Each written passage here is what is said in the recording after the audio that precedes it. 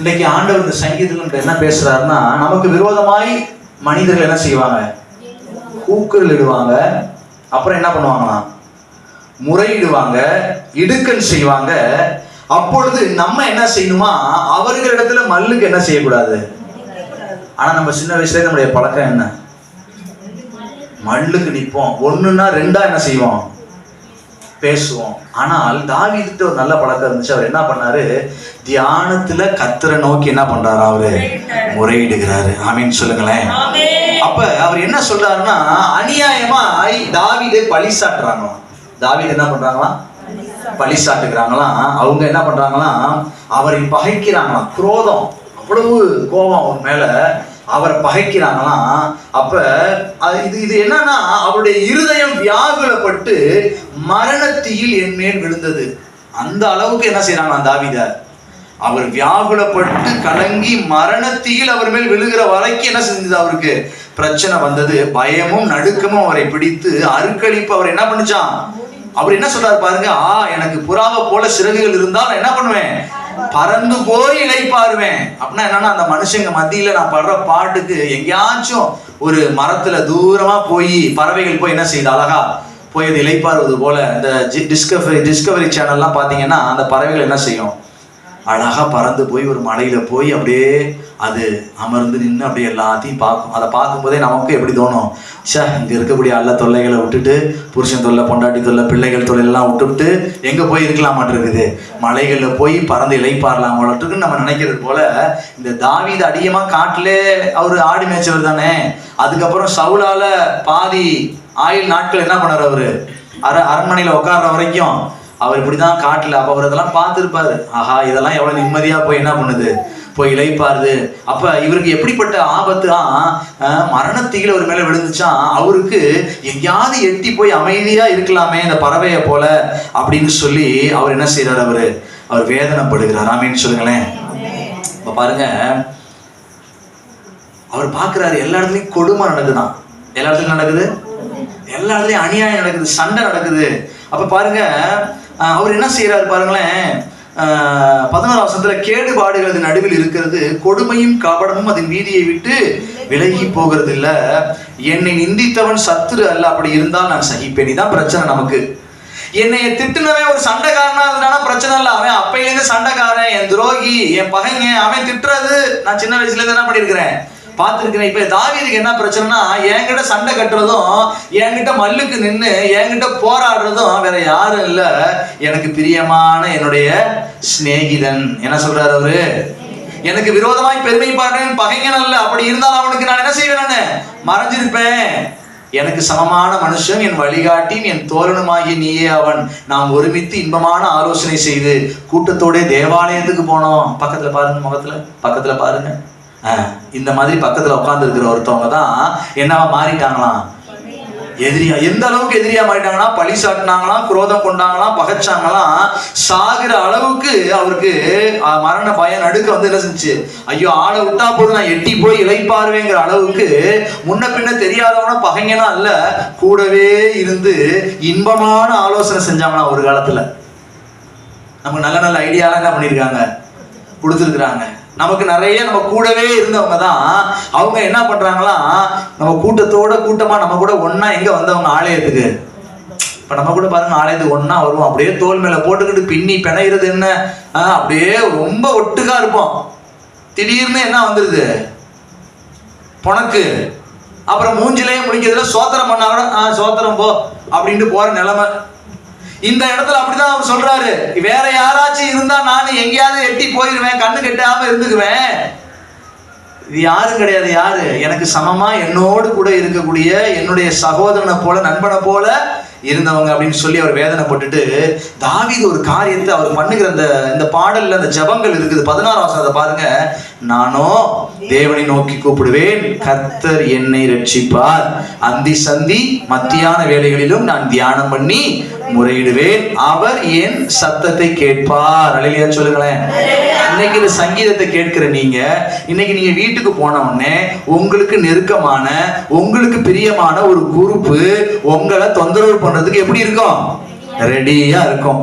ஆண்டவர்கிட்ட உத்தரவு கேட்டு சத்துரு ரெடியா ஒரு ஆள் என்ன பண்ணி வச்சிருப்பான், ரெடி பண்ணி வச்சிருப்பான். இப்ப நீங்க என்ன செய்யணும்னா, இப்பயே உங்க இருதயத்தை பக்குவப்படுத்திக் கொள்ள வேண்டும். கவனிக்கிறீங்களா? உங்க இருதயத்தை என்ன செய்ய வேண்டும்? என்ன பக்குவப்படுத்திக் கொள்ளணும்? என் கூட இருக்கிறவங்க, கோயிலுக்கு போறவங்க இப்படிதான் ஒருவேளை என்ன செய்யலாம், பண்ணலாம். நான் அவங்க கிட்ட மல்லுக்கு மல்லு, சரிக்கு சரி என்ன செய்யக்கூடாது, பேசக்கூடாது. என் தியானத்துல நான் யார்கிட்ட முறையிடுவேன்? நீங்க தேவன்கிட்ட முறையிட்டீங்கன்னா உங்களுக்கு சரியான நல்ல பதில் கிடைக்கும். ஆமென் சொல்லுங்களேன். நீங்க மனுஷனிடத்துல முறையிட்டீங்கன்னா அது எரியிற நெருப்புல எண்ணெயை ஊத்துவது போல மாறுமே ஒழிய ஒரு நாளும் உங்க வாழ்க்கைக்கு அது என்னவா இருக்கிறது, ஒரு இளைப்பாறுதலை என்ன செய்யாது, கொண்டு வராது. அந்த இடத்துல அவர் அழகா சொல்றாரு பாருங்களேன், அந்தி சந்தி மத்தியான வேலைகளிலும் தியானம் பண்ணி முறையிடுவேன், அவர் என் சத்தத்தை கேட்பார். எத்தனை பேர் விசுவாசிக்கிறீங்க? தாவீதை போல நீங்க விசுவாசத்தோட சொல்லுங்க, என் சத்தத்தை யார் கேட்பா? எப்ப கேட்பாரு? எனக்கு தொந்தரவு வரும் பொழுது, என்னை ஜனங்கள் உபத்திரவப்படுத்தும் பொழுது, என்னை கஷ்டப்படுத்தும் பொழுது, என்னை தீராத பகையாய் பகைக்கிற பொழுது, நான் அவங்க கிட்ட எதையும் நான் என்ன செய்ய மாட்டேன், பேச மாட்டேன். நான் யார்கிட்ட முறையிடுவேன்? தியான நேரத்துல, அந்தி சந்தி மத்தியான, காலை மாலை சாயங்கால நேரத்துல என் தியானத்துல நான் யார்கிட்ட முறையிடுவேன்? கர்த்தரை நோக்கி முறையிடுவேன். ஆமென் சொல்லுங்களேன். அல்லேலூயா. ஆதி முதலாய் வீற்றிருக்கிறவர் அதை தேவன் கேட்டு அவர்களுக்கு என்ன அளிப்பாராம்? ஆமென் சொல்லுங்களேன். திரளான கூட்டமாய் கூடி என்னோடு எதிர்த்தார்கள், அவரோ எனக்கு நேரிட்ட போரை நீக்கி என் ஆத்துமாவை சமாதானத்துடன் மீட்டு விட்டார். அவர் சொல்றாரு, என்ன பண்ணிட்டாராம்?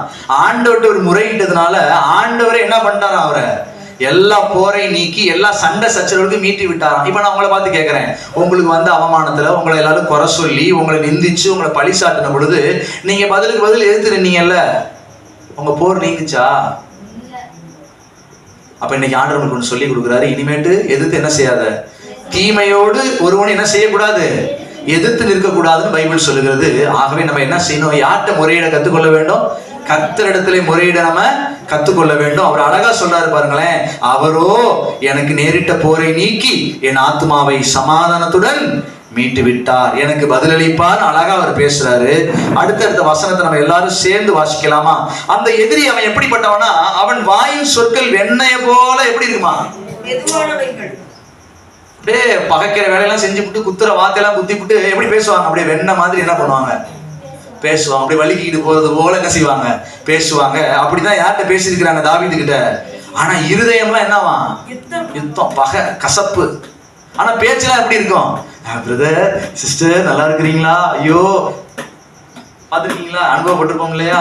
ஆமா, நான் நிறைய அனுபவப்பட்டிருக்கேன். அப்ப பாருங்க, அவன் இருதயமோ யுத்தம், அவன் வார்த்தைகள் எண்ணெயிலும் மிருதுவானவைகள், ஆனாலும் அவைகள் உருவின எல்லாம் பட்டய மாதிரி இருக்கும், வெட்டு. சில பேர் பேசுனாலும் ஏன்டா இவங்க பேசுறாங்க அப்படிங்கிற அளவுக்கு வார்த்தை எப்படி இருக்கும், கத்திய போல இருக்கும். அந்த 22ஆம் வசனத்தை எல்லாரும் வாசிக்கலாமா? கர்த்தர் மேல் உன் பாரத்தை வைத்து விடு, அவர் உன்னை ஆதரிப்பார், நீதிமானை ஒருபோதும் தள்ளாட ஒட்டார். ஆமென் சொல்லுங்களேன். அல்லேலூயா. எதிரியை பழி தீர்க்கிற வேலையை யார் பார்த்துக்குவா? அடுத்த வசனத்துல இருக்குது, தேவனே நீர் அவர்களை அழிவின் குழியில் இறங்க பண்ணுவீர், இரத்த பிரியரும் சூதுள்ள மனுஷரும் தங்கள் ஆயுளின் நாட்களில் பாதி வரையில் ஆகில் பிழைத்திருக்க மாட்டார்கள், நானோ உம்மை நம்பி இருக்கிறேன். உங்க நம்பிக்கை யார் மேல இருக்குது? கர்த்தர் மேல நீங்க நம்பிக்கையா இருந்தீங்கன்னா நீங்க யார்கிட்ட போய் முறையிடுவீங்க? இப்போ ஒருவேளை உங்களை யாராச்சும் வம்பிழுத்துட்டாங்கன்னா உங்க அப்பா கிட்டேயோ உங்க கணவர்கிட்டயோ உங்க மனைவி பிள்ளைகள்கிட்டயோ நீங்க சொல்லாதீங்க. அப்படி சொன்னீங்கன்னா உங்க நம்பிக்கை யார் மேல இருக்கு? யார் மேல இருக்கு? நீங்க யாரை சார்ந்து கொள்றீங்களோ அவங்க மேல இருக்குது. நான் உங்களை பார்த்து சொல்றேன், நாசியில சுவாசம் உள்ள மனுஷன் மேல என்ன செய்யக்கூடாது? நம்பிக்கை வைக்க கூடாது. யார் மேலதான் நம்பிக்கை வைக்கணும்? கர்த்தர் மேல பாரத்தை வைக்கணும். அப்படிதானே அவர் பாடுறாரு, கர்த்தர் மேல என்ன செய்வேன், நானு என் பாரத்தை வைப்பேன், அவரை நோக்கி கூப்பிடுவேன், அவர் என்ன என்ன செய்வாரு, ரட்சிப்பாரு. ஆமென் சொல்லுங்களேன்.